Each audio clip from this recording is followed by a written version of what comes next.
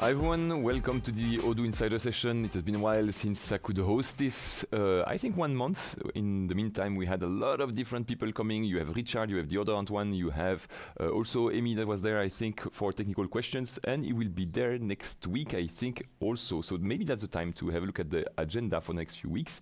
Today it's a Q&A regular session, so ask me anything and I will see if I can find an answer for you.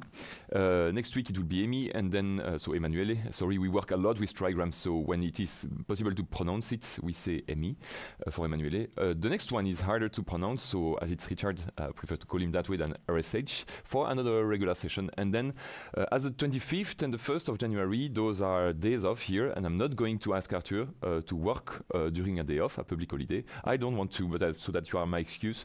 We are not going to have it here in live, but what we are going to do, we try at least, is to have a pre-recorded session. For one of both, I have an idea, something that is quite cool actually, but that is even a surprise here at Odoo, so I would like to keep it secret until then. And the second one, maybe we'll have a new host, so we'll see.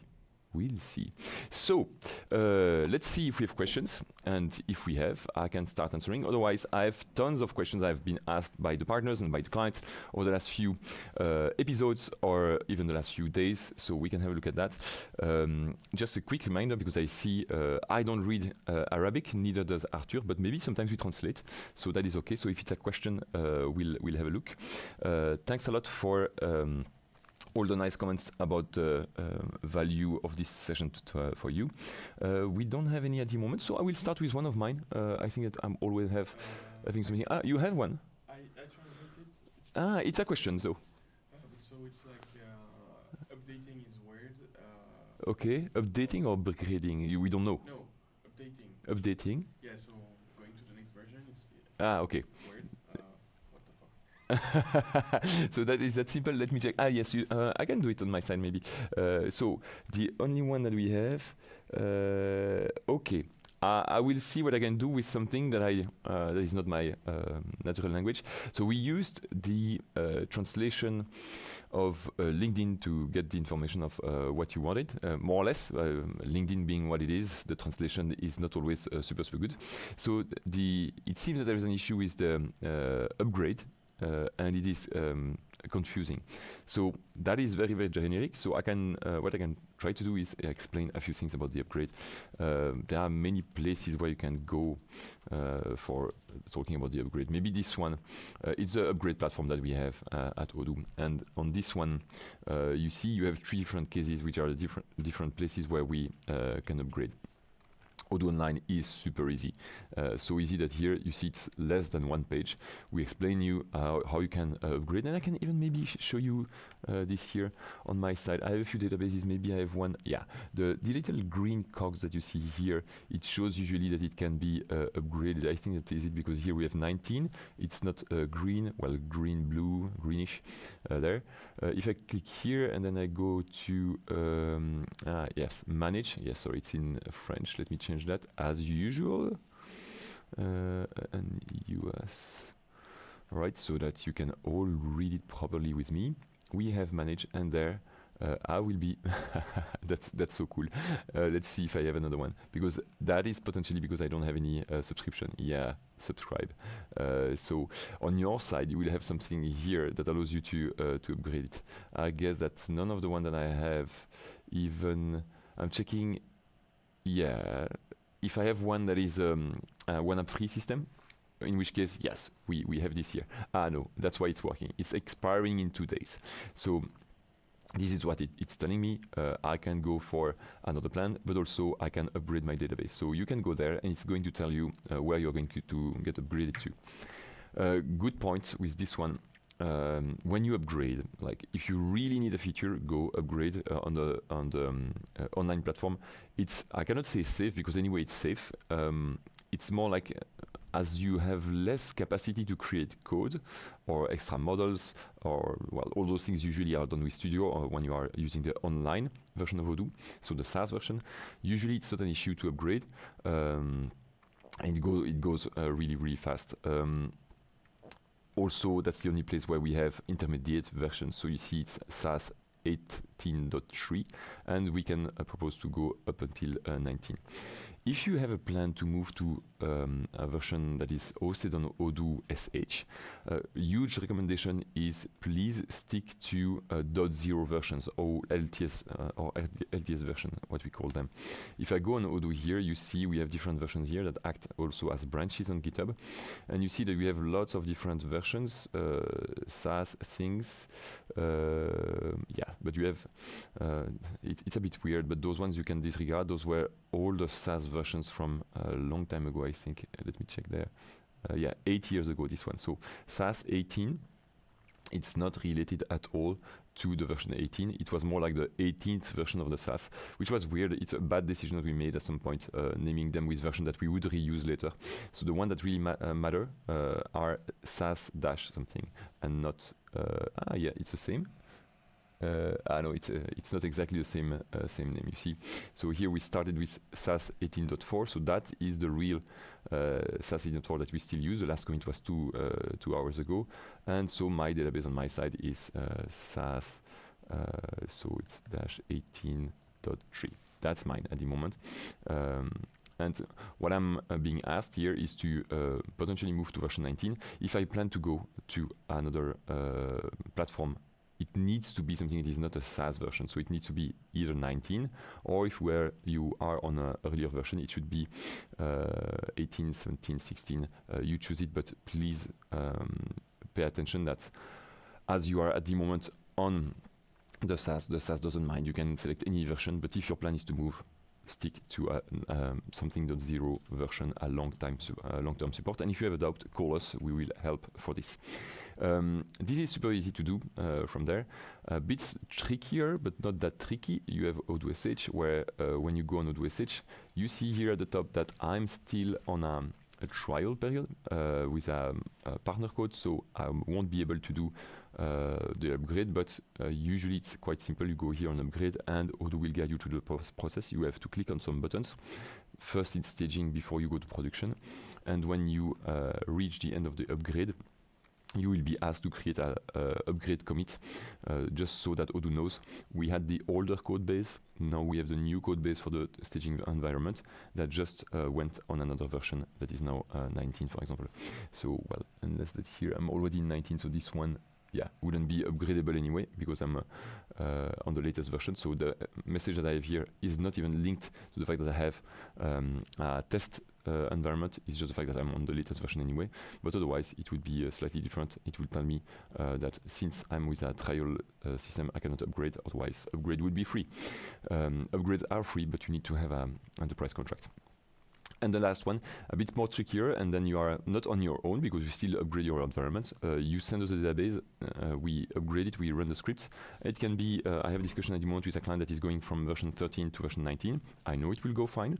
It's just a bit longer because you have more tests to perform usually, and also in terms of machine time, Odoo is going to take a bit more time because we go through several scripts, 13, 14, 14, 15, 15, 16, 16, 17, 17, 18, 18 to 19. So there are several steps on our side, so it takes more time. You have to take that into account because if you have a huge database, it's going to take a bit more time for us to process. Can be a few minutes to a few hours. The biggest one that we have usually can take up to something like 20 hours, something like that. So it can be really long if you go for several versions. When I was saying 20 hours, it's not for one version, it's way shorter, but giving you an idea here. All right, so after that, you receive a database that you need to test. Testing means you go through the different flows that you have the habit of going through, and you check if it is working the same way. And there you have to report everything that is wrong according to you. So here, if I go, I'm on version 19. If I were using the sales flow, and that when sending emails, printing things, if you made some modifications, for example, in PDFs, every PDF that you modified, of course, I will click on print. I will go there, I will click, and I will check, okay, do I still have? And you can make a comparison. You go on the other database, the one before the upgrade, the one after, and you check, and you make a quick comparison between the two PDFs, and you will, for the same quote or sale order, and you will quickly see if it's exactly the same or if there's a slight difference, if you can live with the difference, or if you want to make a modification. So it's about the printing, it's about the confirmation of things. Preview is the same as printing because it's a web page, so QWeb that you can also adapt. So this, if it changed and that you don't like the taste, the design of it, you can change. But you have to ask or you have to prepare the modules for it. So those kind of things. I would say that globally, when people say, okay, but I just upgraded, what do I need to do now? I upgraded as a test environment. I would say test everything that you have the habit of doing when you are using Odoo as a real tool during your day of working. I know it's vague, but at the same time, it means you know better as a client what you do on a daily basis, what you should test, and what are really the priorities for you that should be working. I would say that in addition to the workflows, have a quick look at dashboarding reports and check if the numbers are exactly the same. You never know. Sometimes for some side or corner cases, we change the look and feel of one or the other accounting report. So maybe sometimes people are scared because they see the numbers are slightly different. It's just because most of the time they created an account in the former version that we upgrade to the next version, but the definition of that account means that now it's not going into the report while it was going before. So sometimes with small differences, it is 100% explainable, but you need to go there and tell us, and then we will help you understand why you may have a few differences. All right, that was for Mariam S on LinkedIn, and I don't know if because the message again was very generic, so I don't know if it is that when you say okay it is confusing the upgrade. I just gave you a few examples of 3 upgrades depending on the hosting, on the platform that you are going to use, but of course if you want to dive more into something specific, we can. There's of course no problem if you come with a specific use case. Maybe I wanted to check. Yes, here if we have another question in the meantime. I see on LinkedIn we have a lot of people saying hi, so hi again. And on YouTube I see something that is related to the restaurant eat in order. So the question is the following: after, I suppose it's after an eat in order, how can I make clients pay first before the order goes to the kitchen? Let's have a look. I need to check that. So I don't have. I'm going to check this. Can we have the default? I will check that after. No, it's going to tell me you need to have something here. That is weird because I should have for this one the presets. As I'm on a demo environment with already fake things with the usual demo data, I would expect it to be here with already some values. I will quickly switch companies because I don't know if that's nope. That's where I would have usually another shop. Let's see. I will first confirm it's a restaurant, even though it says furniture shop. We'll see.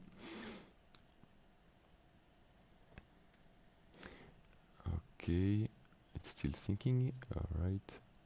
Let's see if now, yes, that's it. So I needed to enable bar restaurant before I could have the options. I would say dine in here. We can select all the ones, take out delivery, and you said that on your side after I eat in order, so I will say dine in. Bill splitting, blah blah blah. We'll check. So it was a furniture shop. I can open it. And we'll see if I can do something like that. So your wish would be to have client pay before the order goes to the kitchen. I wonder if you wouldn't be, you wouldn't have to go on the kiosk mode for that. But if you say dine in, of course here, let's imagine that we are going to eat a large meeting table. You have here, when you select dine in, you can anyway go for payment before sending it to the kitchen. So let me check, because here, okay, if I click on payment, selecting a card or selecting cash, you could have this to be validated before it goes to the kitchen, or I'm checking here if Yeah, okay, those are the different courses, that's all right. And we don't have kitchen thing. At the same time, I will go back or open this one here, just to check if we have everything that is kitchen related. Yes, we have kitchen display, that's all right. If I go on the preparation screen, yeah, dine in, all right. So here in the kitchen it's still not sent. I will move forward and say card, and we'll see if it is sent. Validate, new order. Do we have something new now? No. So I suppose that there's something also on the product configuration for this. As you can guess, I'm not a POS expert. Yeah, right there. It would be maybe better that I make my life easier by going into the backend and selecting something that is really a restaurant, like this one. Okay.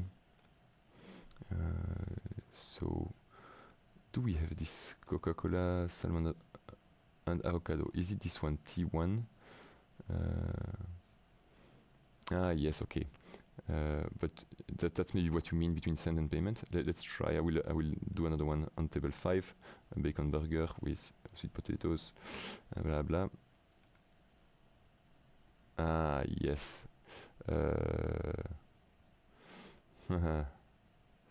And if I do this, there it's already there. Okay, I see what you mean.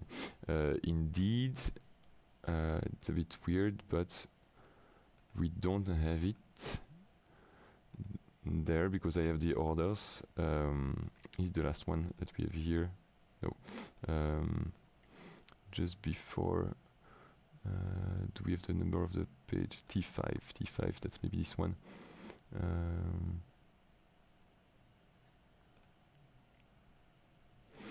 Okay. Indeed, it's already sent to the kitchen. And for this, I don't have any solution because on the POS you don't have that many possibilities to change the interface.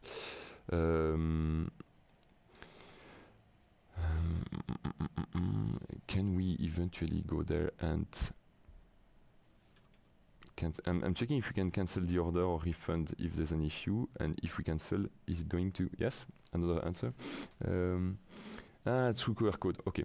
At the same time, Arthur was doing this to me and telling me, hey, there's a suite to the question. But anyway, it could be just in the front side of Odoo, but we are going to do it with QR code just after. Just checking if here we could, yeah, but then you have already a payment that was registered eventually.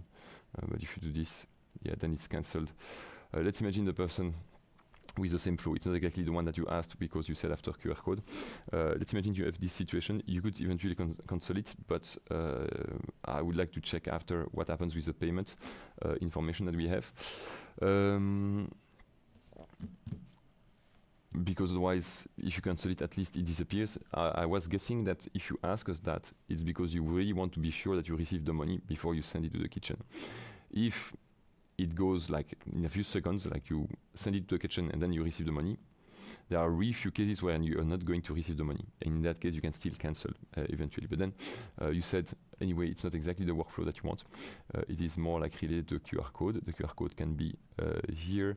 I will put here QR menu plus ordering or kiosk mode. We can try both. And let's see. I would have thought that there you needed to pay already. Yes. Not cash payment.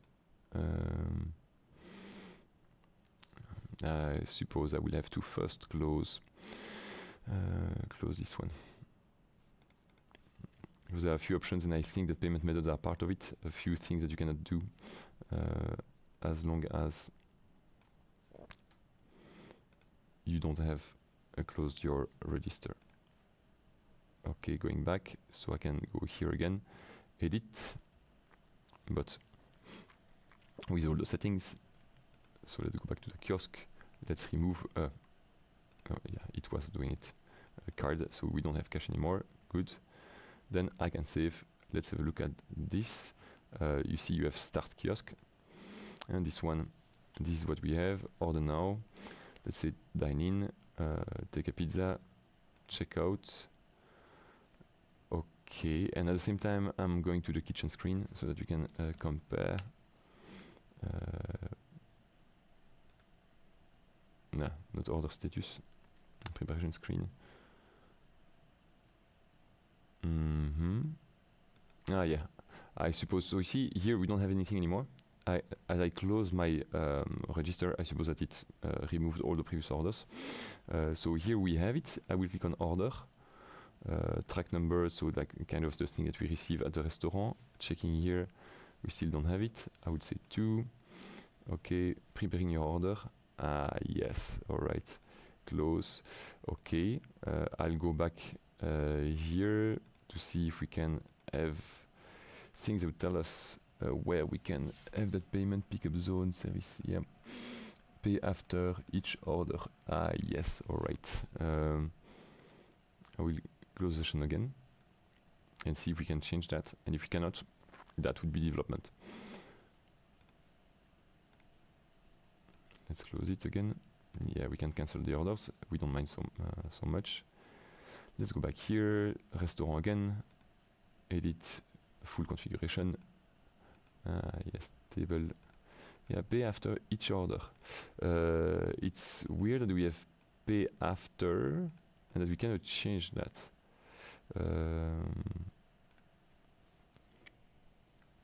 I wonder why this one is there, but we cannot change it. I'm new to this, so I will see if each order online payment. Okay, so if QR menu plus ordering, because it's not kiosk, you said QR, but yeah, QR menu, pay at the cashier if empty. Okay, online payments. All right, so you could ask online payments. I'm going to add one.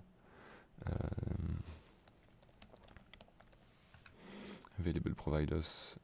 I'm going to say PayPal.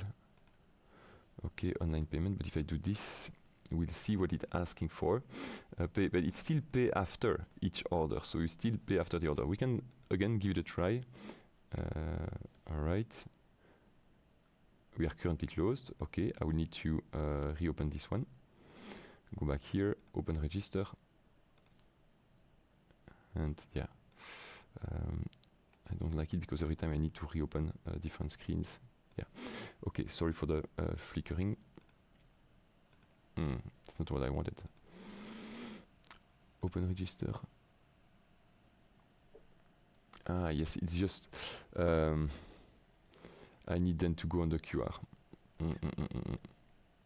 That is going to be a bit longer in terms of demo. And that is going to be harder to show.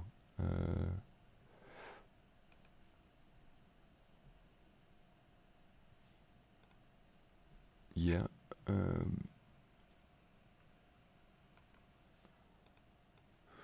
All right, so let's go here to the order, dine in, select something, check out. All right, and if you go here, I'm going to check again. There we don't have anything. Again, the previous pizza fungi has been deleted. Clicking on pay, and this time, okay. So you see, not authorized to perform the action. This one is, I think, simply because I didn't configure my payment method properly. So we can check that and maybe add another payment method here. Online payment. Every time you need to change a few things. Allow provider. I will say wire transfer, demo. Demo should help as well. And let's retry it. I'm going to close all the rest. And let's retry this one and see. Yeah, it didn't load, I guess, the other payment method. So I'm going to close it again. Let's go back to my setting. This one is long, guys. I'm sorry for all those screen changes. Closing the session again. Yes. Going in the backend. I'm going again in the settings of my restaurant is okay. Each order online payment. So this time we have the providers. Yeah, okay.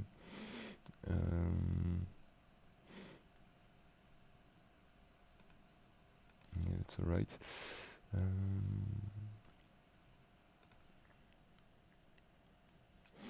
So I will reuse this one. Now it's closed, so I need to open it.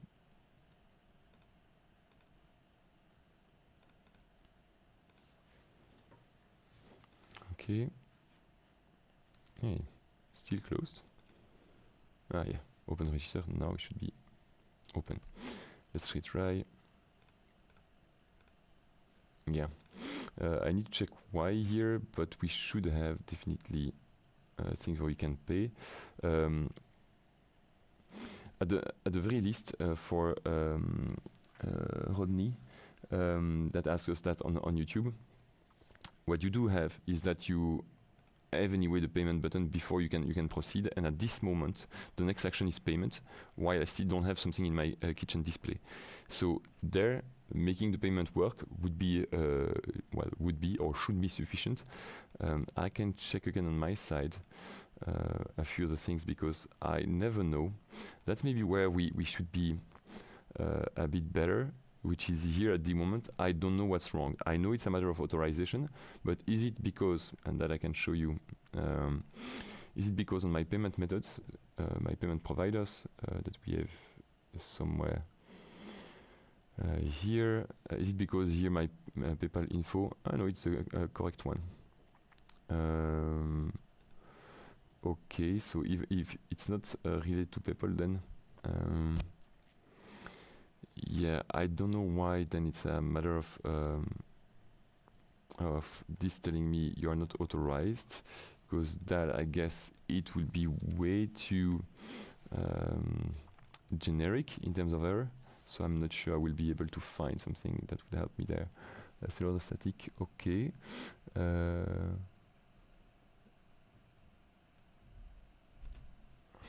That's quite deep.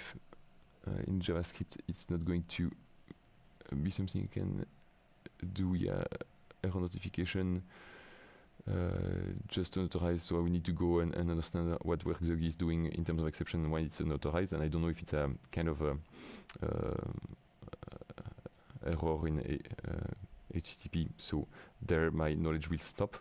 But apparently, it's not so much related to PayPal or something else, and it's not related to my user access right either if I see this, so that I cannot tell you, but if you have already something here like that, having the payment button here before the ordering should be sufficient. Yes, Karima, you speak too fast. Yes, I know I speak fast, and I'm sorry. I will try to slow it down. Okay, we have another question maybe here. We have question from Ashish. How does cross-docking work in the inventory module, and how does dropshipping work in a subcontracting bill? And in the manufacturing module, how does calculated FIFO standard cost average cost using Odoo 19? It is a lot of questions. I think we could spend several hours on this one. So cross-docking, what you do in order to not spend that hour on this question, I think that for those ones, I'm going to demo it after and go in my own Odoo environment. But for those kind of things, the first thing that you need to do, like if we are not here, I'm pretty sure that we have information, if not directly in our documentation, because of course there it's going to tell me no. There must be some places where on YouTube maybe we have colleagues explaining that. Yes. So there you have, again, here some explanation that is given and how to do it. It's maybe on version 18, but yeah, or it's even, it's maybe even 17, knowing the date that we have here. So you have lots of places where you can go and see the different configuration that we have inside Odoo. You have here for cross-docking. You have also subcontracting. I'm pretty sure that we have as well. Yes, and again you will have basic subcontracting in MRP, and then I'm pretty sure that you will have, if not dropshipping, because dropshipping would be you send the goods to your suppliers for the subcontracting, and then they ship directly your client. I don't know if we show this one, but I wouldn't be surprised if we have Odoo on YouTube, because that I know that's a place where we do that a lot. If we have in the Odoo Experience 2025, when you go in the playlist there, I'm going to scroll down so that I'm loading everything. And inventory, yeah, it's not going there. So we have inventory and manufacturing with external system, so I don't know if this one could be correct. And what else do we have? Since you mentioned this, I don't think that you are going to find cross-docking there. I don't think either that you are going to find maybe subcontracting. Yes. So there you will have also some explanation. So I would suggest going there for those two first questions, and I will have a look at the calculated FIFO, standard cost, and average costing. But the two other ones really make use also of the videos that we have on Odoo, because those ones usually it takes time for making the configuration, like maybe 10 to 15 minutes, with a lot of testing involved, and one case not being the other. I would say go there and have a look with the different parameters that you can find on the routes that we have. Going back to your other question is, how does calculated FIFO, standard cost, and average costing work? I can show you that, although I'm pretty sure that we have also in the documentation explanation about how it is getting computed. I'm going to find a product that would interest me for doing what you asked. There, quick tip that I'm giving every time. You have demo.odoo.com that you can reuse, so that you have always a set of products that already exist with the configuration that you need. And the configuration that you need in this product, it means that if I go in the product, you have food, you have jeans, so you have things with variants. You have also things that need to be manufactured, so that you don't have to create a new database every time. Where's the manufacturing? Right here. So that if you go in the bill of materials, you have a few presets already done. So what we can do on our side is select one of these ones and mark it as FIFO and compare with another one that would be in standard cost or average costing. So it would be three different products. I'm going to maybe base my thing on the most complex one, that is FIFO, since in version 18 we also introduced, and that's maybe something that you need, a cost that would be unique per serial number. So that is also a feature that we have since a bit more than 1 year, now. So I'm going to have a look on my database at the bill of material, which are the costs, and we can use a bill of material that would be FIFO based on products that are on average costing. That would work, and see how Odoo computes that. Again, that's going to take a bit of time. So I think I'm going to use this one because it will allow me to show something different. We have the drawer here that is 8855. I'm going to copy that so that I can find easily the reference after. But you see I have one here, one there. So we have two different references for the same product.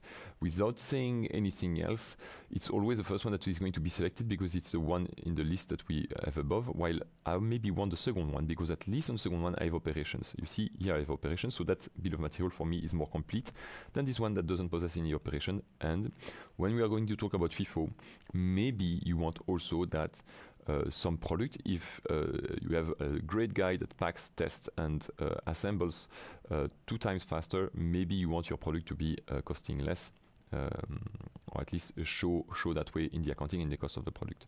So this one, I'm going to move it before the other one, just for my testing and to select automatically this one, the second one instead of the first one, because it is now changed. Okay, so that is on my demo. I will come back on my own environment. I have the same setting because, and that's maybe another tip, you can also load demo data when you are in debug mode. I'm going to enter debug mode here. When you are in debug mode at the very end here, you don't see it because I already loaded it, but you know that in Developer Tool you can also load demo data there. at the beginning of the creation of your instance. So if you want something that is not a demo environment or the runbot because it is shared by different people, I would say create your own database on the SaaS. It is free, at least for 2 weeks, and you use that load demo data so that it goes faster. All right, so now I can go in my manufacturing if I have. I don't even know. Yes, I do have. And maybe I already did that. No, the drawer, I'm going to put it here first. And so we have a cost over there because we need this one and this one. I'm going to change those ones so that they are in average costing. This one, in order to know if it's average costing, I will need to go in the category, and there I see it's standard price. I will change it. When I will save, I think, no, it's okay. I thought Odoo would give me a small message telling me, hey, don't change that if you already have goods, but maybe, no, I do have, so that's all right. They will all be at this cost. I can check for the case as well, furniture office, but it's the same category, so that's all right.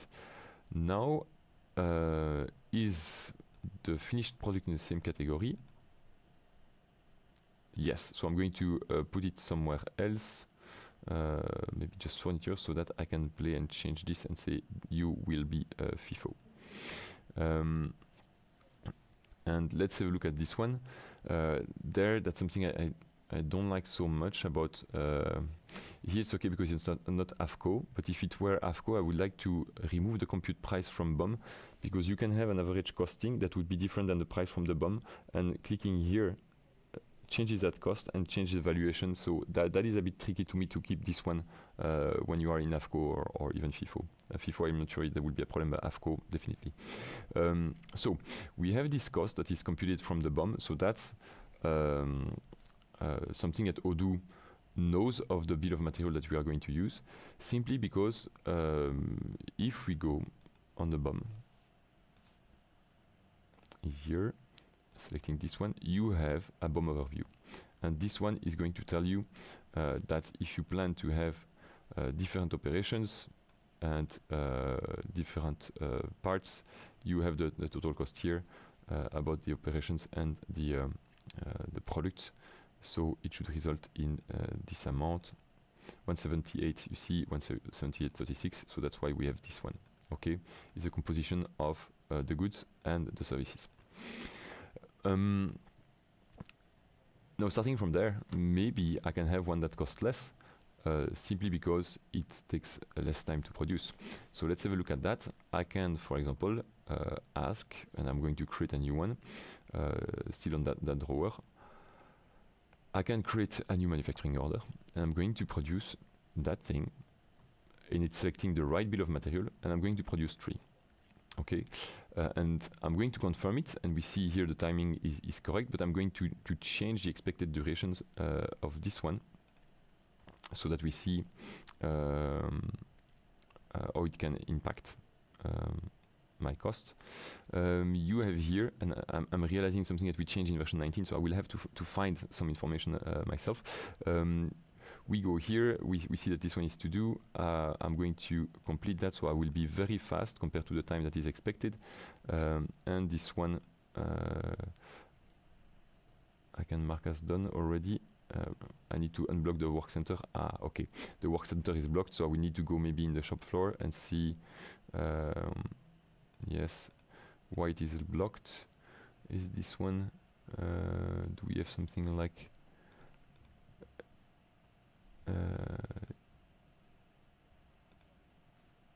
yes, check again, unblock the work center. Yes, that's it. So in the demo data that you have, we have by default our work center that is blocked. So I'm going to unblock it, start, close production. I need to put a serial number. I could do it here by going on my manufacturing order, I think, by registering different serial number. I would say test OE1. They will all be under the same lot, because it was managed by lot and not managed by a unique serial number, so that should be okay. We can close the production. All right, so now if I go here, you see the cost changed dramatically, simply because now, in addition to the one I already had before, and you see we had already a few ones, the cost is not 178. I didn't click on compute price from BOM. It's now the cost that is this one. because I created 3 different products, completely neglecting the fact that they had some operation time because I bypassed it. So this is the price that will be computed, and I'm just checking quickly if we have a place, and that's where I was telling you that I would be struggling a bit more because I know that we made some changes in terms of valuation in version 19. If I go in the inventory and I go, yeah, that's why we don't have valuation anymore, but I can go in my stock anyway, look for my product, yeah, and here we see, let me check, yeah, you see that that's where we have something interesting, is that you see the value. There we had 40 units for this amount, while here now we have 3 units for that amount, and so that's you can see clearly that you have a difference between different batches, and that would be also how you could see in terms of FIFO which are the ones that are well, here it's the last one, but the first one would be used, and so if I deliver those ones, I guess it would be different. So that's it for the average costing. It would be, I would say, the same, but you would have a revaluation that will be done, so that if the second one, if you produce 4, 2 and then 2 for €5, then 10 euros, then it will be 7.5 because Odoo knows how much you have produced and how much you have in your stock, and then we'll make that average cost between both. I'm using round numbers because it's way easier, but of course usually for those examples numbers are not rounded at all, and you will need to test that with the same way. Here going a bit of material, I don't know, maybe we can create one on the wood panel or a new one, again with operations if you want, but I think that's the only one with operations. Let me check. Operation is set. We have a few more, like the table we could use. Okay, we could use a table, so we can do this one with here it's already in AFCO, yes. So I will again force the price computation from the bottom so that you see it's higher. I'm going to check a quick thing, because previously I'm talking about version 18. Clicking here was recomputing also items in the stock management, so it had a, if not negative impact, sometimes an unsuspected impact. So let's see the code. This one is different. I'm going here, and we now have, yeah, only I have 1. Okay, but yes, so there you see, it had a different value. I recomputed it from the BOM, so it did change the value, and just checking the days, no, that's okay. So here's how it has been computed. Okay, and that maybe that's where I don't like it so much, which is I changed the cost of this one like a few seconds ago, and if I go and have a look at my valuation, I don't see, unless I'm wrong, I don't see it has been the value has changed right now. I just see the remaining value, but I don't see that it's just changed now. But we can, that's maybe another test that we can make. You have history, but that's the history of the stock, not the history of the valuation. Yeah. So that's maybe where I'm not.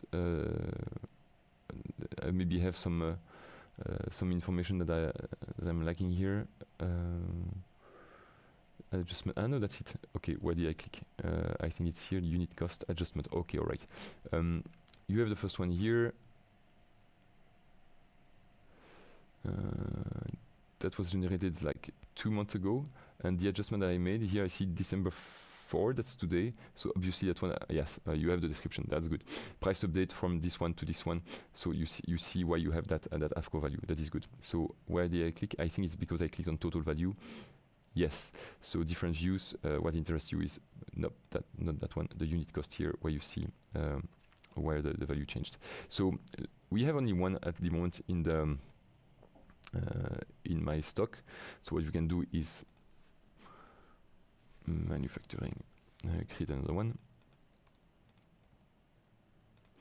All right, and here work order, I'm going to again put a very, very small amount so that in terms of overview, we'll see that the amount will be far from what is expected here. Well, far. We'll see, because here the percentage of cost in the operation is I suppose less than in the previous one. Yeah, the operation here is a smaller amount compared to all the rest. So the one about the drawer was more, it was more visible in terms of difference of cost. But anyway, let's go there. Let's do it here. Quality check. So I can go on the shop floor if I want to do that. Was it the assembly for the table? Okay, I have lots of things I need to do.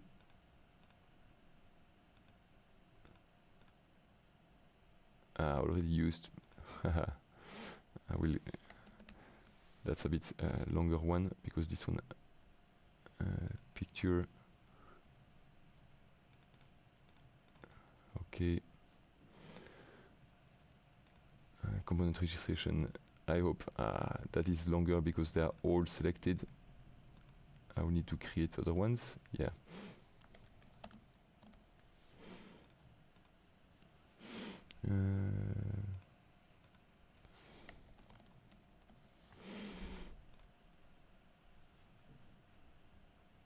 Cleaning label and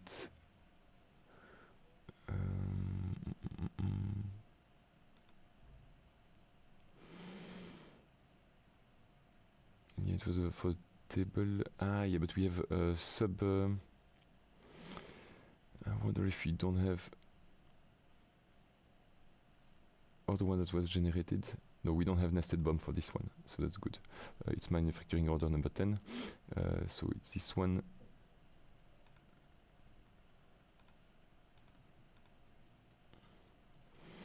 What remains to be done here?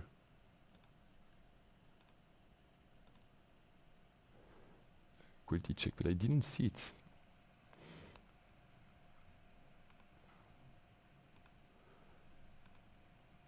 Okay. Okay, so it's not really a quality check, it was finishing other things, but I don't think that one of those ones was a real quality check. Maybe mistaken for this one. So now it is done. Here it just took me less than 1 minute compared to the 120. So this one, and we can check in the overview, you see that the cost is different. So it's important to consider that every time that you have a manufacturing order that has been generated, you can see the cost per manufacturing order. And you see the difference between the cost that is here for the manufacturing order and the cost that would be related to the product, clicking on the product here, and then it's bill of material. I should have done faster by the bill of material here, with the BOM overview. There you see the cost that is expected versus the cost that is the real cost. And that is going to have an impact usually on the costing and the valuation of your product. We can go back here and it's not the correct one. This is the one. Yes, and you see here, now it's slightly different because you have one new added item at a different price. So those two, and that plus that makes it a different total value there. We have a total quantity of this much, and now the AFCO value is this one, and the AFCO diminished compared to the previous one that was 352. So that is how Odoo is going to operate, and you see every time here a line that shows the different stock valuation, whether it's FIFO, whether it's AFCO in a production process. You will see the amounts and the history here. Again, go on the unit cost, click there, and that's how you will see it product per product. So yes, all right. Let me check because I don't see a lot of other questions at the moment. And if we don't, I have others on my side. And yeah, Arthur confirms that there are no other questions. So I'll take a sip of coffee and then I dive into my own. Maybe you can speak about PayPal. Yeah, but that maybe we'll have Winant coming for this. But and PayPal is typically Belgian, but I can maybe. Yeah. So one of the things in January? Will you it could be one of the things that Arthur is telling me is that it's typically Belgian, but we have a lot of that in Europe at the moment. Is that we have some obligations for e-invoicing, and one of the things that we have here, and I think I forgot to mention that, but at the beginning we still have that link. I don't know if you still have a look at the previous sessions. Yes, I just need to update maybe last week's. Because this one is there the one with we know about people text session. I don't remember when I yes, here it is. So you have this one where yeah you need to go on LinkedIn. I don't have my access on this Chrome. This one will illustrate the question that we have for Belgium about PayPal and invoicing, but more generally speaking, the invoicing in all the different countries, because it's coming from France as well for lots of different countries in Europe. I know it's the case also in parts of Africa, so there are lots of places where this is a really huge topic, and it's bringing a lot of demands for Odoo. So that is important to master. You can review that video there, and there's also potentially, and that's what we were discussing with Arthur, one day we'll come back to, again, maybe beginning of next year, since it's enforced on 1st January 2026 here in Belgium. That will be a moment where we are going to have it and need to configure it for our clients. In the questions I have on my side, I can dive a bit into these ones and show you how those ones can be solved. One of the questions I received on the partner support ticket was this one. It was about creating a date range field. I see that sometimes people see some feature that they like in Odoo, and they would like to reproduce this in other places. And this one, it's not used much, but as the question was asked, I had to investigate a bit. And what the person was saying is that when you go in the tasks or project here, you go on any task, you have something like this. By default, you have a deadline, and that deadline, if you click here, you have just one date, but if you click there, you have two dates, and you have let's say a date span or date range, and you see now that the terms changes to plan date. This is a bit particular because it requires a bit of thinking around the structure of the form view, but the most important part is how do we even create those two fields that we have here. And some people I've seen create 3 different fields, while usually only 2 are needed. And I'm always telling you that when you don't know how things should be working or how to do something, have a look at what Odoo does itself.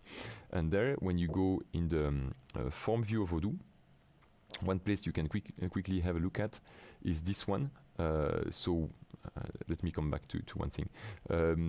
You have here plan date. If I'm interested in knowing what is behind this, you see it's the field date deadline. Let's have a look at this one. Date deadline. And there you see we mentioned a few things, and among the things that we mention, there is let me check date deadline. Yes, we have this, and there should be a place where we have options. I don't see it. Maybe it's later. Yes, I see 1 out of 13. Yes. Okay, you have a few other places where we mention it. I'm curious because I didn't think I would find it that way. Okay. Because usually with that date deadline notion, there is together what you call options like this one, but not with just options icon FA repeat, but more like the option that says, here's the other field you need to consider in the case of a date range. So I'm going to copy paste this one because maybe it's not in that view, and I will have a look at the views in general in Odoo and see, or maybe that's because, no, it's the same version. I'm going there, I'm going to say I would like to have it on the task. On my side, I know it was on a form view, so I'm going to filter down even more. So there we have it, and we have a few places where we talk about the deadline. This is not helping because I have really a lot of views, and potentially It requires me to go through every view, and that's going to take me a while to filter down. Maybe it's better to do the following: to create the fields I need and see what the widget is going to tell me when I use the date range notion. And you will see what I mean. The demand initially was to create new date fields, start and end date, on a sale order. I will come back to a few other reasons why it's not always good to do that. But I will add a new date here. Start date. And I'm going to create also end date.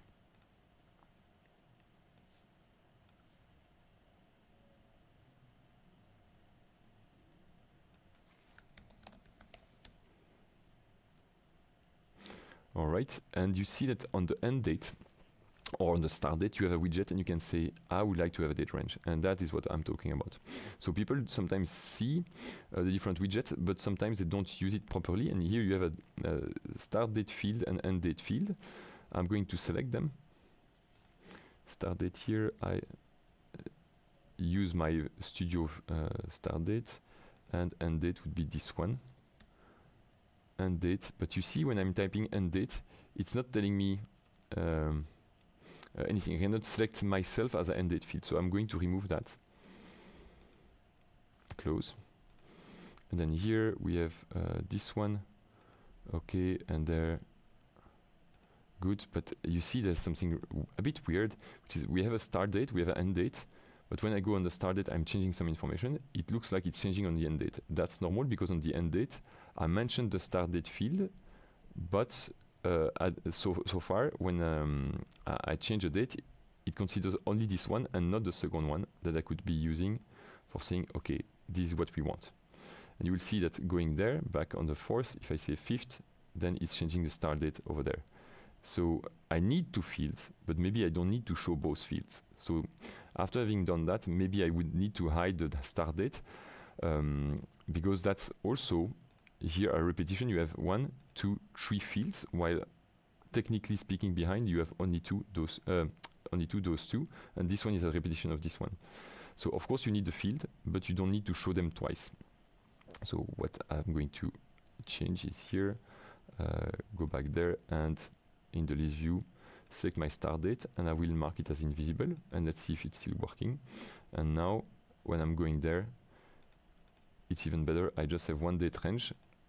The only thing is that I kept the end date to mention I want a widget date range, but then my small issue is that at the creation I said, oh, you would be an end date, but it is not really correct. The label here needs to be changed so that it's properly a date range, and you have those two dates. This one is the date field that I've hidden, and this one is the date itself. But as we use a widget to say, hey, have a look at the other field, that will be all right. So going back here, I'm going to change the definition. Like this time, it's not a end date, it will be a date range. Or you could say start and end date, that would work as well. And that you have. I wanted initially to show the view that gets generated thanks to this on there. I'm going to do it on the sale order instead, because that's also a place where you can see what widget do. If I open this one, of course it opens the base view of Odoo. What I'm interested in is not the base view, is the one I generated with Studio. So I'm going here, I'm opening the Studio configuration, the Studio customization, sorry. And there we see we have that Studio start date and end date. And on the end date, we have that option. We say, what is the start date we are going to use? And that's the field that we have here that is just above. So that's why you have here in the options what would be a start date field. So another way I could find where that widget is selected in the view is copy pasting this so that I see a widget date range that would help me find on the project task how it was done. But anyway, we could solve it differently. I'm going to remove the deadline. I'm going to check if we have this. Yeah, and already there, just with that widget, I see only two views that could be useful. And I'm checking if this one is somewhere. Yes, here you see that's the one I wanted to show. which is we have by default the date deadline that is going while it is called date deadline that is going to be planned date, while initially it's really called deadline, and we say the option will be with another planned start date field, and that's how you define it. And I guess the second view is similar on the same. Yeah, one is for the portal and the other one is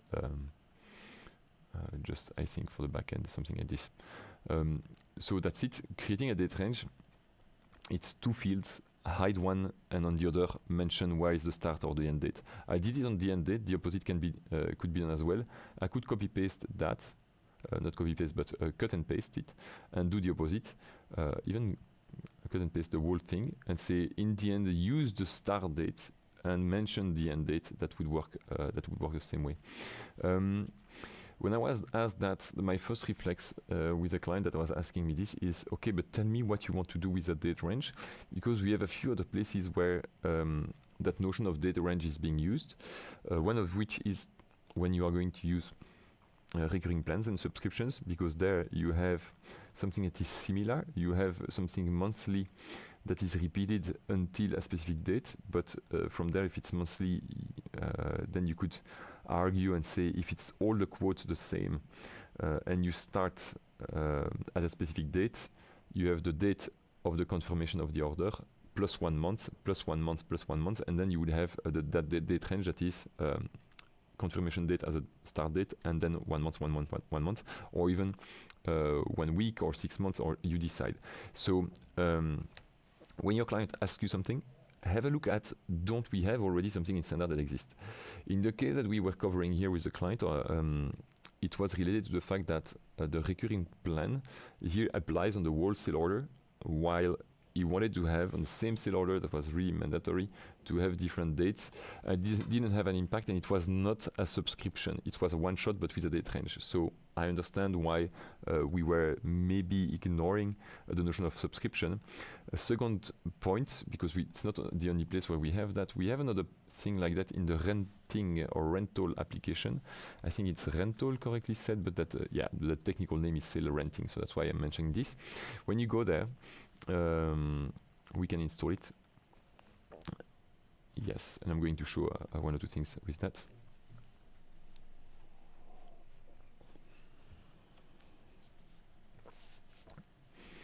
And then right there, I see there are other questions in the meantime, so I will come back to this after. Here, if you create a new rental order, you also have a notion of rental period, but same story. It's on the whole order and not line by line. If your client is fine creating several orders, that is good. And in my example also, we don't have a physical object. It's more like a service that we needed to sell from one period to another. So that's also why we wanted to have this, and not in the header, but in the lines. But always question and ask what's the end goal of your client, so that you know you know how to answer best, which is not always going through customization. So the idea of going with the date range on my side was really after checking with the client that it's really what was needed. Okay, two other questions in the meantime. Rodney, I suppose it was on LinkedIn, that is asking us, on YouTube, sorry, is asking us, when you have a temporary employee, let's say for 3 months, do I still have to buy a license for a whole year? If you are on a yearly subscription, yes. Otherwise, if you say you have a lot of employees that come and go, what I would say is take a monthly, because that would mean every month we will adapt to the amount of users that you have. So it's a computation that you need to make between does it happen a lot, or do I pay a user that I'm going to switch from one person to the other. Let me re-explain that a bit better. Here we have, if I go in my users, I have 2 users. If I want another one, test employee 3 months only. Oh yeah, we can do that. So if we have that person and we say he's going to work only 3 months, and you are in a yearly subscription, you are going to pay for the whole year. But the thing that you can do, if you know that you need that employee, but that it's just that he leaves, but you hire another one after. For us, we don't manage the cost of users by name. It's just a count. This means that if someone goes away and you archive him, here it doesn't change the subscription for the rest of the year. It's still going to be based on three users. So, but what you can do is, if you have someone else replacing the previous one, like this, that is still okay. That person is not the same as the first one that went away, was fired, or whatever, but it's still okay because it's still included in the licenses. So yes, you have to pay for that person, but it could be another person if the first person goes away. And if you have a large amount of people leaving, I would say, and it really changes a lot from one month to the other, or it's really cyclical activity, I would say go for a monthly subscription. And the cost, it's a computation that you need to make. But here it would be, if you compare monthly to yearly, it's so one fourth of difference between. I'm checking the standard, but I guess it's the same for the custom. Here it's just €5 more, so 5 on 20, it's 1/4. You check, okay, is it better to have monthly for 3 users, some months 3 users, some months 2 users, or it's better to have a yearly for 3 users? And the answer is that if you have more than 20%, I guess the threshold is around 20% of people leaving your company or coming in during the year, that's why you are going to choose yearly or monthly. But yeah, you cannot have a user for free or have it for just 3 months, because then it would really mean that on our side, among the millions of subscriptions that we have, we need to check every time on different use cases, and that I must say that we don't do it. Another question from Ashish is real-time connection lost. I've got this error in discuss view. Okay. In Odoo Enterprise, due to which I can't use AI module feature, but it works on IP. If I use IP, then it works, but if I use domain, then it doesn't work. That I can say, Ashish. So I'm not sure about what you mean, but you seem to say that when you use the IP address, somehow it's working. When you use the domain name, it doesn't. But what I don't get is that you mentioned the discuss view, where it doesn't look like a place where we use that notion of IP versus domain. So can you tell me more about where do you do that? Because indeed we have the meeting stuff, but most of the time there's no mention of IP. We are on the same. You discuss with the people on the same server. So I don't know exactly why you would need that setting there.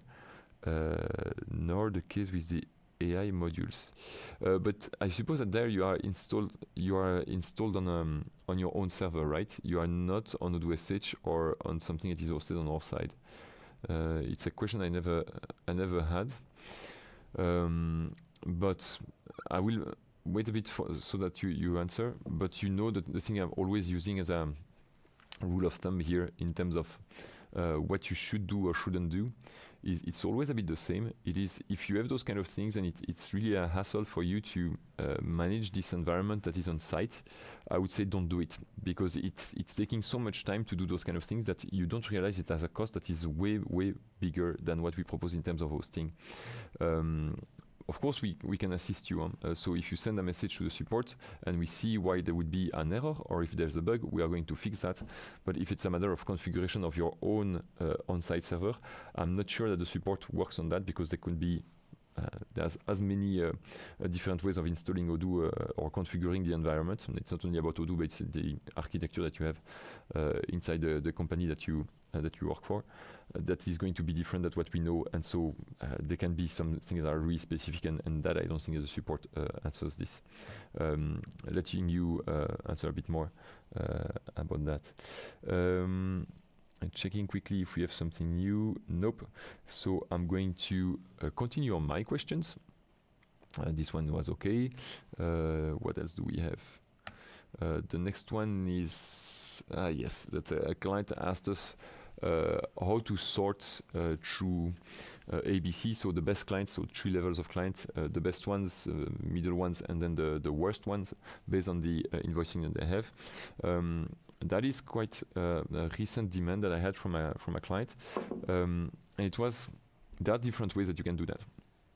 My first initial feeling was that it needed to be done the following way. You need to know who are the best of your clients and who are the worst, so that you can divide it in 3 by saying, okay, maybe 5%, 20%, 75%. In which case, in order to know which are the best first 5%, you need to have to list first all the invoicing of the last year before you know who should be the best and what are the thresholds. So that one, it's a bit complicated because you need to first make a filter, not a filter, you need to group by invoices and credit notes of your clients so that you get some numbers, and then after you know who is what. Doing this, you need at least to create a scheduled action that executes, let's say, every week, so that every Monday you come back and Odoo compute it for you. You don't need to do that every day, I suppose. But every week you have that, you make it run during the night. Odoo regroups the invoice per partner, and you see who are the best ones, the 5% and 25%, and then the last percentages. This is a bit of code because you need to make some group by statements before you eventually add something on your client. So maybe one of the first steps when you want to do that is also have a field. Let's go in the form view, and let's enter Studio, and we could add something that would be some text. And you can call that ABC sorting. And usually those kind of things, you don't want them to be, you don't want it to be changed manually, so we can put it as read-only, because that should be done automatically by Odoo. If it's just a matter of threshold, because you know more or less where your clients are in terms of what should be the best type of client on your side. You can also work with threshold. I don't know if it's the exact definition of ABC sorting for your clients, but you could say above 20K it's a client, between 10 and 20 it's a B client, under 10 it's a C client. In this case it's way simpler, and that's the approach I'm going to illustrate now. Not saying that the other one, the first one I mentioned, cannot be done, which is better I think compared to the notion of ABC sorting, but this one will be a bit faster because you can quickly reach what you want with just a bit of automated action. I will start with that easy one and see just after if we can improve it a bit for the other notion of not having thresholds. Or let's say threshold that move automatically based on the past invoicing of last year. That would be a bit more complicated. Okay, this one of the ways you can do that, I'm checking if I'm on the same environment, yes, is creating automated actions as usual. And the moment where we want to trigger would be when we have a journal entry. So it's account move here, but not any type. It's going to be when it is a type. So the move type, I think it's move type. Move type, do we have? Maybe it's just type. Let me check. Yeah, I don't like when I'm not in debug mode, because here I see only type and I don't know the name that we have behind. We need to go in debug mode after. So I would say is in, and if it's a customer invoice or a customer credit note, every time we create one, or at least every time that we confirm one. And when I'm saying confirm, that's maybe the most important thing. I'm interested about the status, because draft invoice shouldn't be part of the decision. So when we have a customer invoice or a credit note that is draft and that goes, I'm going to save this one, and that goes to customer invoice or credit note that is not in draft anymore but in posted, then trigger that thing and play with the total. That's when we are going to recompute that. I'm going in debug mode just to show a quick thing. When you make a complicated domain, right here, you know that Odoo gives you the output here, and if you mostly you want to reuse the same domains or same fields, and you want to quickly change it, copy pasting works. Odoo understands how to regenerate that, and I'm going to say here we go to post it. So that's the moment where we should trigger the action, and the action would be have a look at all the past invoices over the last year for that person, and check if over the last year they were invoiced for more than that amount. That is going to be a bit longer. I don't know if we could use a bit of AI for this. Maybe we should. I'm going to try it and see if we can get a result. So it's a good opportunity to use AI. If it doesn't work, I'm going to try to see how we can code it. Okay, so compute the invoiced amount. I'm really bad at prompting, so we'll see where it leads us to for partners. Yeah, and that is maybe where also I'm selecting AI. I don't know if I can change the value of a field that is not on the model here, because the model is journal entry, so I can't move. And what I want to do is change the amount on the client. So it's maybe not possible. I'm going to try it, but let's see.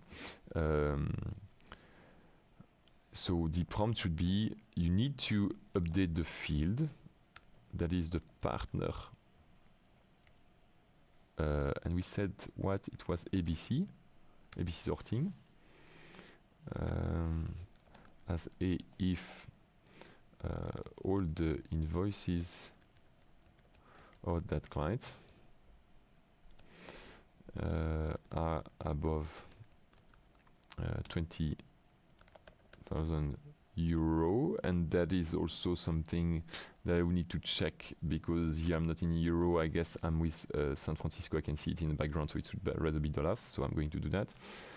And I'm going to remove the also the dot or comma. I want to avoid this.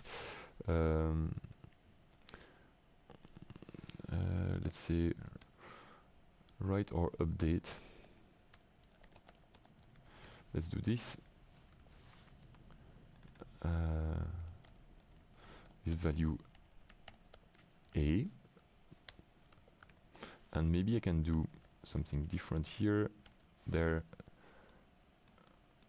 Something like this, ABC30 with value B, C, and there I'm not of last year. I should have done that of that client. Yeah, in order to know if the invoice was issued over the last year, have a look at the field. And then we go on invoice date. Let's see if that works. It's due date, invoice date. Do we have? Yes. So that I should do as well. I don't know if I need to repeat it every time. And then invoice of last year. Invoice of last year of that client.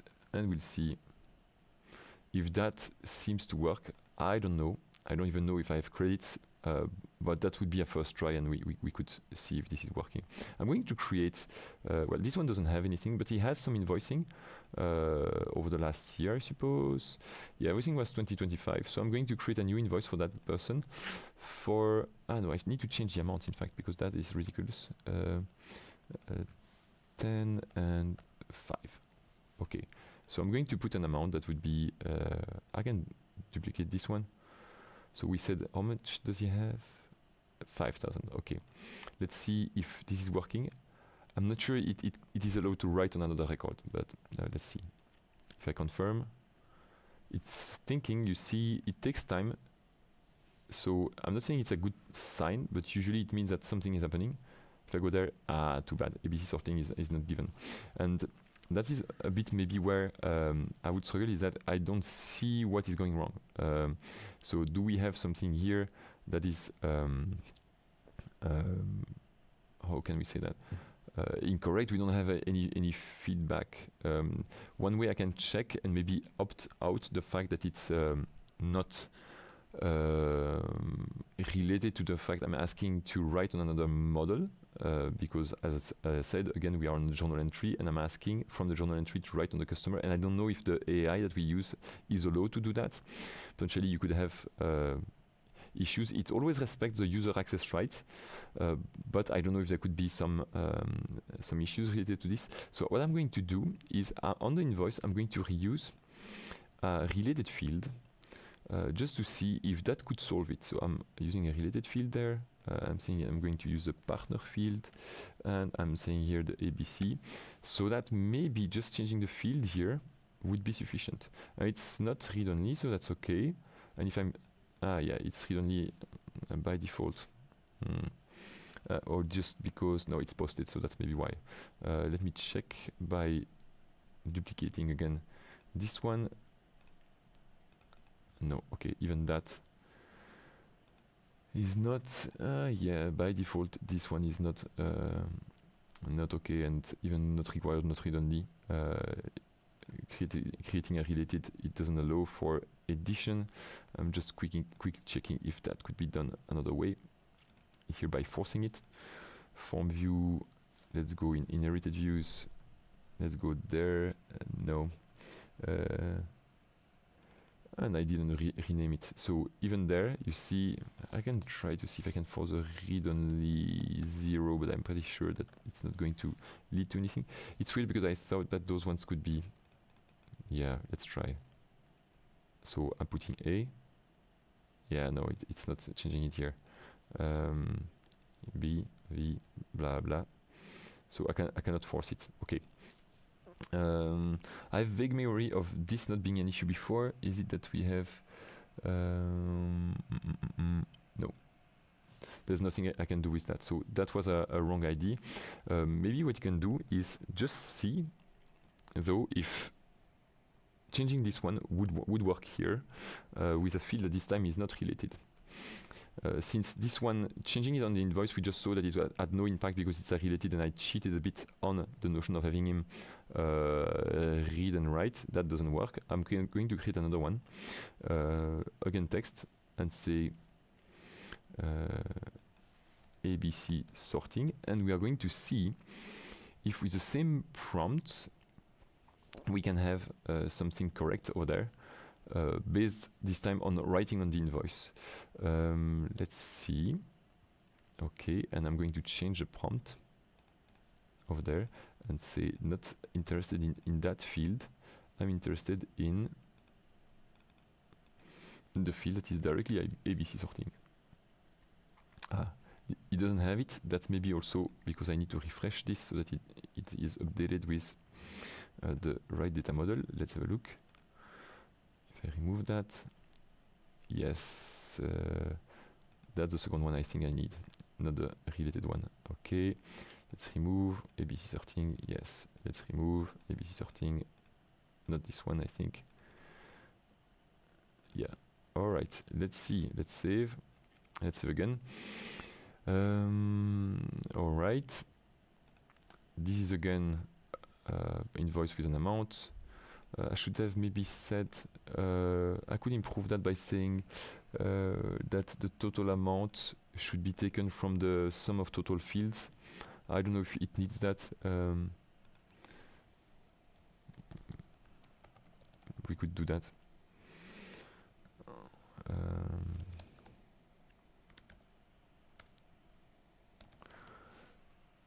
I'm going to use the amount total, even though it would be better to have the amount untaxed, but yeah.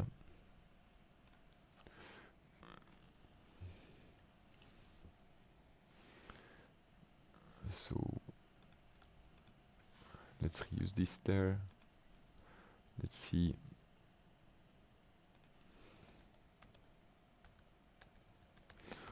Of all invoices and credit notes.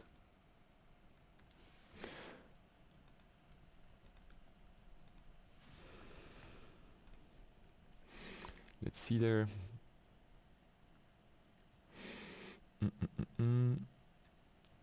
So again, it's thinking, it takes more time, and no. There's nothing put there. So if it doesn't work with AI, and I don't know if it's a matter of not having access to credits, but otherwise I think Odoo would give me another error. I'm maybe super bad at prompting. To me it was not that bad, but maybe I should do it differently. I'm going to take this one, save it, archive, yes, and duplicate it. I would be interested, that's maybe something I should come back to one of the next sessions we have together.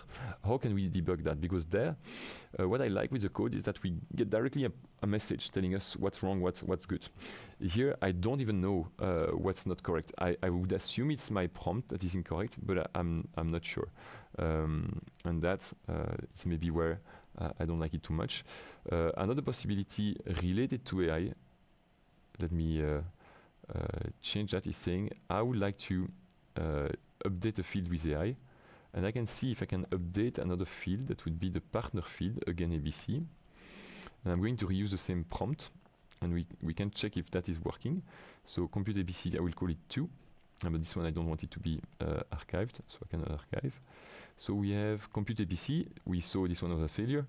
I'm going to reuse the prompt, and we'll see. The second one is a bit different, but I guess we are going to have the same bad result. Here I'm same story on create and edit. I'm going to ask something, but this time it's not AI here. I'm saying update the record, update it with AI, which is similar, and I'm saying update that field, ABC sorting, and then I'm putting the same notion. Here, let's save, and we'll see if that is working better. I don't know. Let's take this one. I could even reset this one to draft and reconfirm.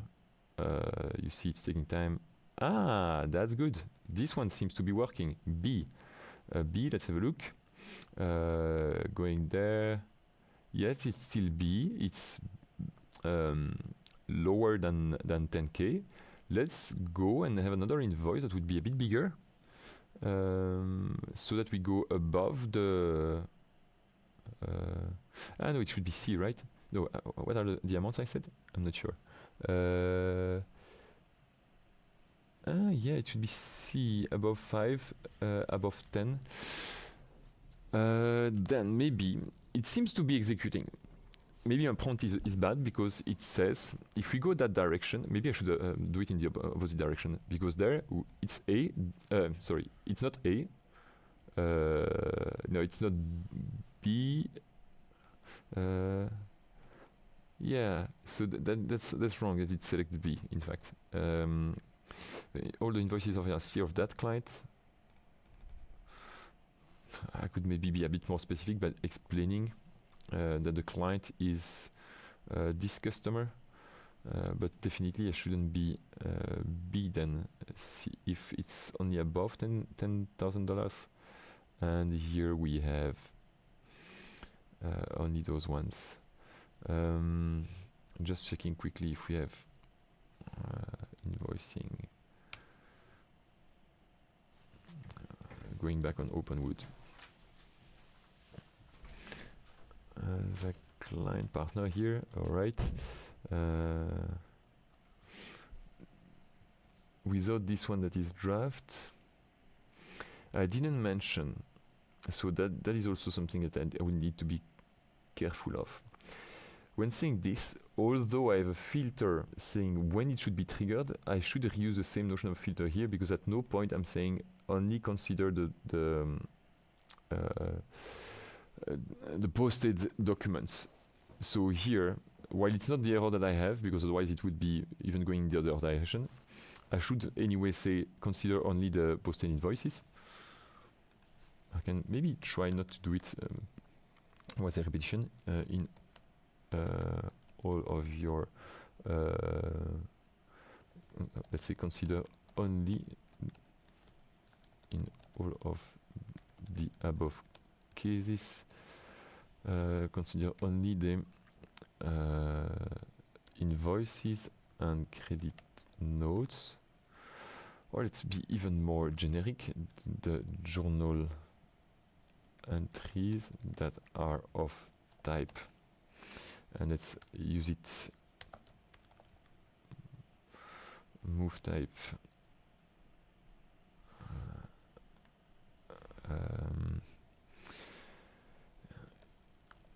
So out invoices, out invoice, and I don't know if that's maybe too specific. Out. What is the other one for credit note? It's out invoice, in invoice, out. I'm not sure about that. I need to go on the data model. I can't move.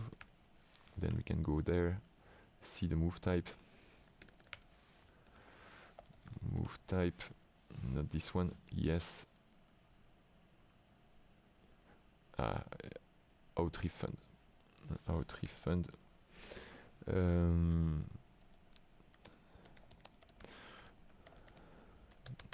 Their field status as posted. Okay. Not sure it will be better, but anyway, I think it would be better to do it that way. I'm going to confirm this one. This one still says B. I will remove it, go back to draft and see if it can recompute it. This one there's nothing. So I don't know if it was just luck. Let's try with different amounts maybe. Yes, okay. So it seems to be amount based. Let's put let's go back to draft.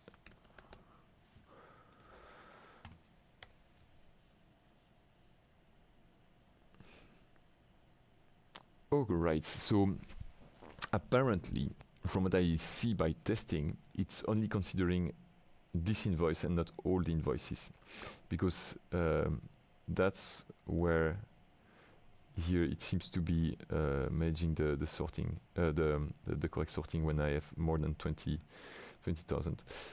So that maybe I should explain better what would be the invoices of last year. That would maybe work better. Okay, so let's have another try. This time without AI. I'm going to archive this one, then duplicate again, and we're going to do something different, which is compute ABC tree, and we are not going to use AI this time. We are going to execute a bit of code, and what we are going to do with the code execution is trying to find, with the same model, we are going to search for all the invoices, sum them up, and then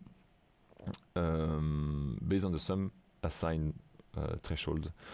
So I can say here it's going to be if I would say amount is greater than, we are going to use the same. We are going to say, so it's, what's the name of it? We said ABC. ABC, we say it's C by default. And we say that if the amount is above this amount, we say ABC, not C that way, it should be this. Otherwise, it's going to be B, and in fact, it would be 10. And I should do rather this A, if amount is above 10, then ABC would be B, and otherwise it's already covered, it is C. And then we can say we have our record partner ID, and we are going to write on the partner ID, and we write the X Studio, I don't remember the name of the field, so I'm going to have a look at this. Studio ABC sorting. I don't know if it followed that name, so I'm going to try that, and we say ABC here. Okay, model search, and we are going to search for all the invoices. I'm not super good with some aspects that are grouping by or summing up things differently. don't hesitate to ask questions. I'm still continuing my my demo here, but if you have other questions, I can stop, or at least I will have something to go through just after. I will go here RM to have some not group buys, but is it search group? I'm not sure. I'm always struggling a bit with these ones because we have the notion of searching and we have the notion of regrouping after. I'm going to say group. No.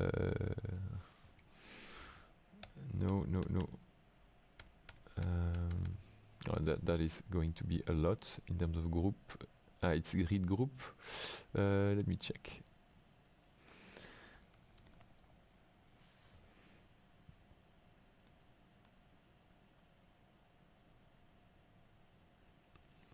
That is it. I think that it would be better if I were to do that for one particular domain and group everything, because otherwise I would have to select all the documents.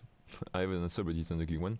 We select all the invoices and I go through all the totals to sum them up, while Odoo has already something built in that allows you to do that. So that's what I'm trying to solve here. I'm going to showcase what I initially thought, so I could go there and say I'm interested in having only the items for which we have.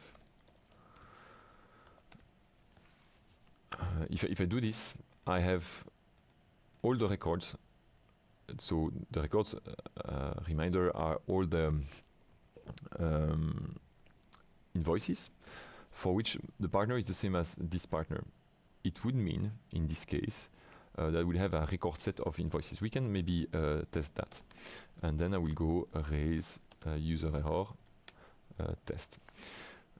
There, I guess it's okay. Let's try. Yeah, if I'm doing this and I reset to draft, I confirm. It's not executed. Why? It's archives. Okay, an archive. Okay, let's do this. Confirm. Then it's telling me, okay, those are the account moves that you plan to have. There are something like 10. It's just because those are the ones that we have here. That's what it means. So I could go there and say, now that you have the documents, go through all the totals and add them up, add them or remove them if those are not invoices, but how do you call that? Credit notes. So one way I could do is say that the amount is 0 by default, and that for record in test, so the list of invoices I have, I should say test is never good. Invoices, I should say journal entries, it would be even better. I could say, and I'm going to take the amount after, amount plus equal rec dot total amount, or amount total it was, I think, amount total. So we can try this and we'll see what's the total amount for this one. Okay, let's go back here, let's confirm again. So that's the amount, 36,000. It is weird because it's not the amount that we have here. So if we have that, it could be that we have other document, other journal items that are not part of the list that we have here, although it's related to the same customer. And it could be there that we have journal entries. I'm checking that, grouped per partner. And do we have, no, it's still the same amount. So I need to figure out why we have more than this for this partner. Maybe because it's a matter of total and not, how do we say that? Total and not total untaxed. It could be that. Another thing that I would like to filter on is the invoice date. Invoice date needs to be bigger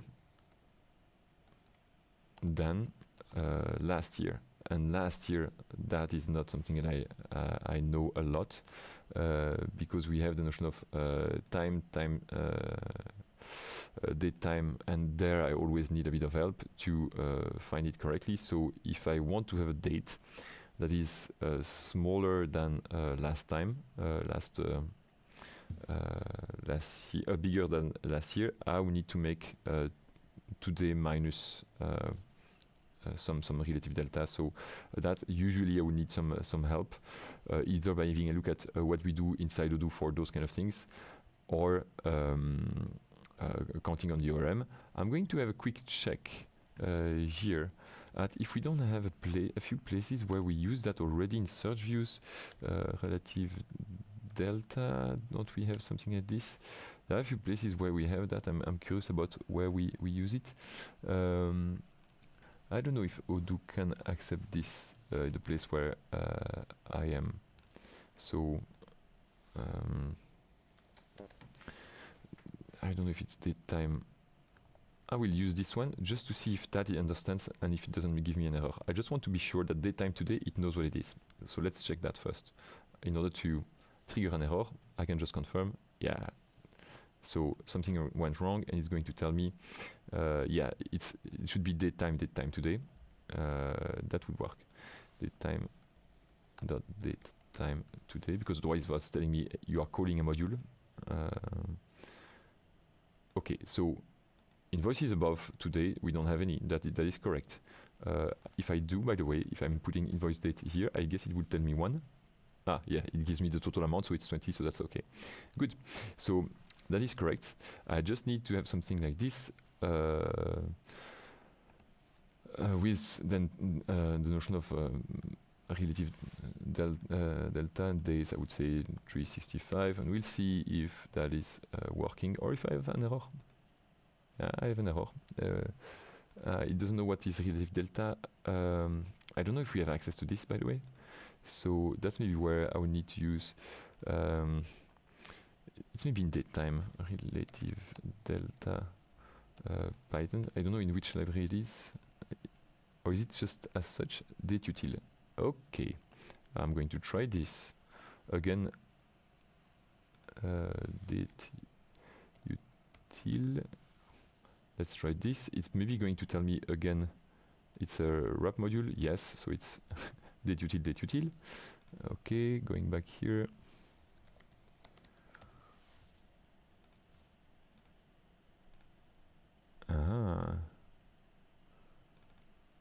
And then I didn't save or what? Because there it should be okay. Dateutil. Okay.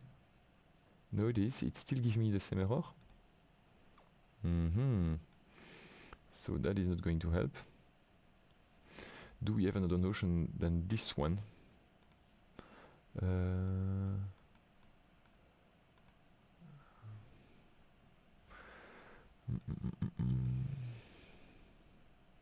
Ah, okay. It's maybe even different.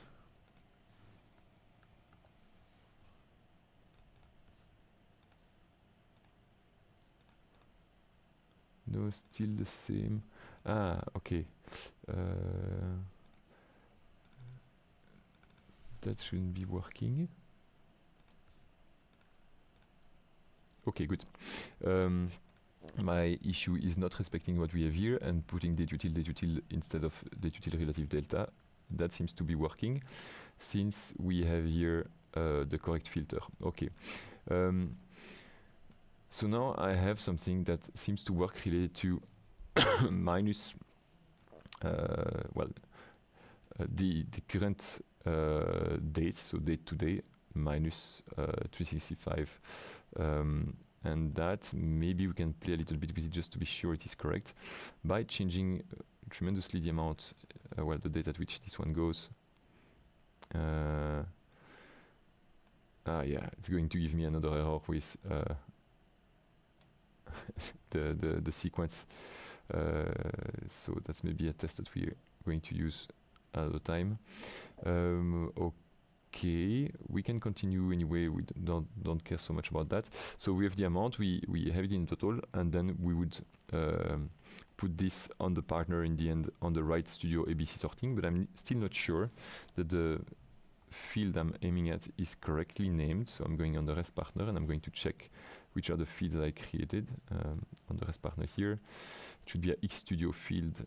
Yeah, no, it's correct, ABC sorting. So we can try that and see if this one's removing the error here, if we're going to get something else. right here.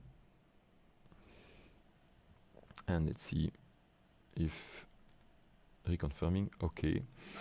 ABC sorting A, but that one we don't care so much because that's the one on this item. I'm curious about, yes, that's the one I wanted. That is okay. This one I should hide it because it's not related in the end. It's the one that is that was found with the pseudo AI thing that I wanted to use. So this one is working. The only thing that I don't like is this is a bit ugly. I search for the invoices, then I'm going through the each invoice to get the amount total, while Odoo has some built-in things that do it for you. And I'm never sure if it's the read group because it's reading things and sending them to you grouped by some information. And so I should be able to group or to sum items per total, and that is something that I don't do. Group by, and then grouping here. There's maybe a better way to do that. So we have the notion of sorting, we have the notion of grouping, and we can group per partner and then have then an amount. We can test that. We have a bit of time remaining, and I don't see any other questions, so I'm going to continue on this one. Yeah, people are shy today. Okay, let's do that. I'm going to see where it leads me to. You have invoice. I'm going to say invoice here, okay, and I'm using something different that will be invoices 2. So that we have here, my second search would be invoices 2. It won't be a search, in fact, it would be a search and then I go. Let me check a search and then grouped. Yeah, no, I can do that. So I can do grouped callable dictionary. I don't know if we have any good example in Odoo that is using this. Let's try to see if we have some place where that we can use. Oops, a bit too big. Where we can use this. All right. So we have attachment where we group things per RSID, company ID. I can group per partner ID, and then but every time we anyway need to go to the items. Yeah, it's going to give me the same thing. It's not going to help me so much for what I wanted to accomplish. Yeah. Okay, it's not so much what I needed, so I'm going to keep this one open. If it's a group, I was saying group by. If it's not one word, okay. Read group, that's the one. I'm going to check on another read group just to see. Okay. Here, if that's the one I could use, yes, we have a domain and group by notions. Okay, I'm interested in having an example. Example maybe at the end we have a few tests, and sometimes that, yeah, of course we use it in a lot of places. Is there a way that I know balance sum? Yeah, that one could help me. So in the digest, so in the email that we send for the digest, I'm looking here for an example that would help me. So this one is maybe not bad, because I can have a look at the account moves where I am. I make a read group, I group per partner ID, I aggregate the amount total, and I'm giving the domain. So let's try this and let's see what it leads me to. So I'm going to make a huge, if not a copy paste, I'm going to at least take this one, because that's what matters to me. And let's see what it's giving us. So I'm going to rewrite it again. We have something where we need to have our model read group. Model dot, is it underscore read group? I don't have it here. I think it was underscore read group. And then I'm giving some information. And in that information, I'm giving the group by, the aggregates in the domain. Group by, I want to have it per partner ID. Partner ID. I want to have amount total summed, and the domain, I already have it, is here. Oops, let me reuse the domain that we have there. That is the one that we want, and the read group is closed there. And I'm going to again see what this sends me here, invoice2. I'm not sure about the exactly what we have here, but we will see what it says. Let's reset to draft and let's confirm again. Yeah, so that is good. It's telling me for that partner, this is the amount that we want. So that's even better. So that's where I wanted to go. Saying, okay, instead of going here and making that sum ourselves, let's use a read group. So this one we can say, but of course then it's not something you can exploit that way, because you have something where you have the partner and then after that the amount. So that's maybe why, by the way, here we said that we want to have it as a dictionary. Let's try it that way. So let's say dict, and I don't know if that would work any better, where we would have a dictionary with partner, then the value. Let's see. That's not working. What is telling me with dict? Okay, but maybe so read group company ID. It's not partner ID. No, it should be partner ID then. Wait, partner ID. I don't know if it should be partner ID.id then, because it's true that we group per partner ID, but I would maybe be interested in receiving something that is not. I'm going to try it that way. That is not a partner record, but some int. Yeah, keys must be string int float bool not res partner. So that's it. It's receiving a dict, but it's saying, okay, but the problem is that you're saying me here something that is the ID, which is a partner record and not the ID of that partner record. Let's check this one. Let's see. This one is not going to work either. I guess it's not correct. We can improve that just after, because here if we say partner ID, then after that invoice2. Let me check if that amount would be just the amount. Nope. Here one.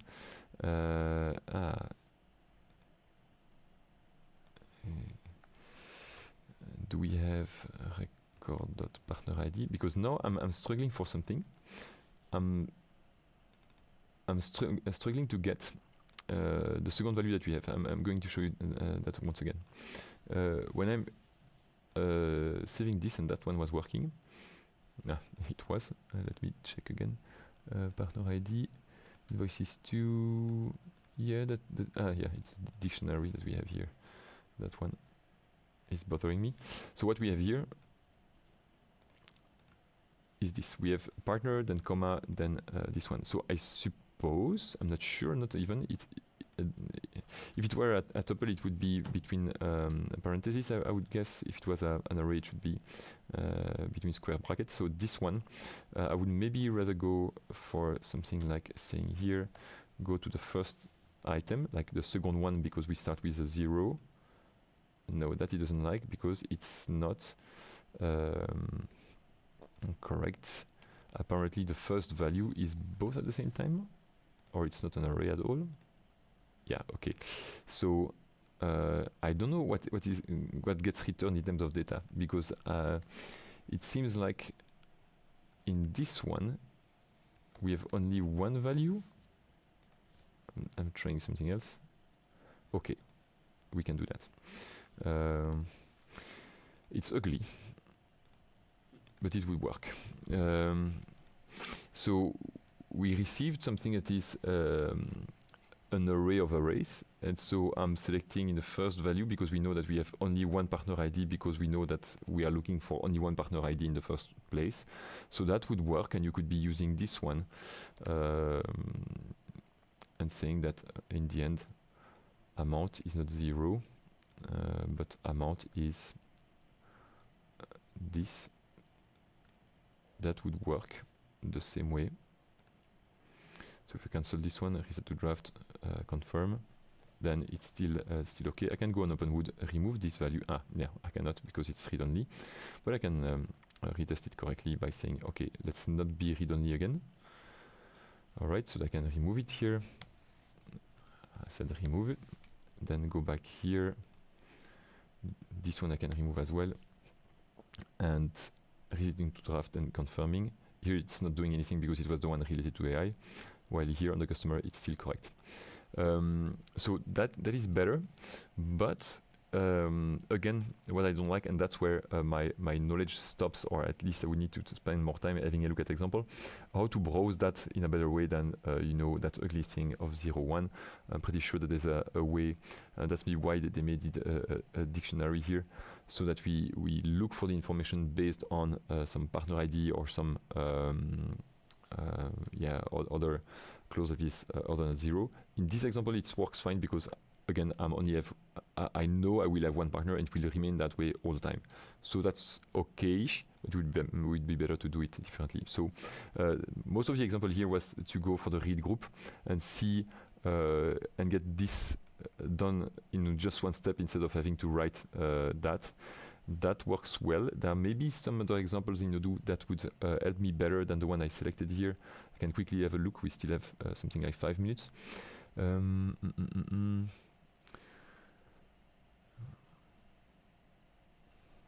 trying to find one that is that quickly, when I see it, is easy to explain. Vendor delay report. Would this one work?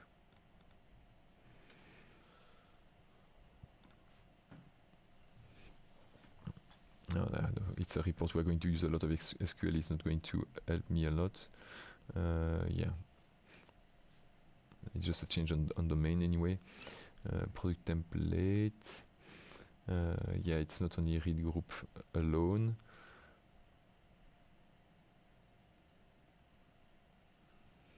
Okay, but there are lots that are not just a read group. Can I improve this with that?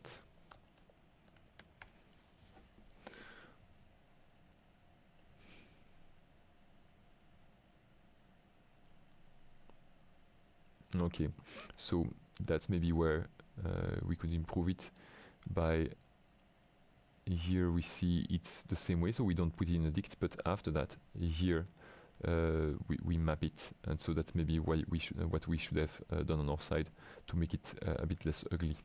It reminds me that it's important, and that's where I'm not being a developer, that's where sometimes I need to spend a lot of time on this, outputting or using alerts, things to send information, knowing what is returned in terms of type of class in Python, or type of thing that you receive. Is it a dict? Is it an array? What does it contain?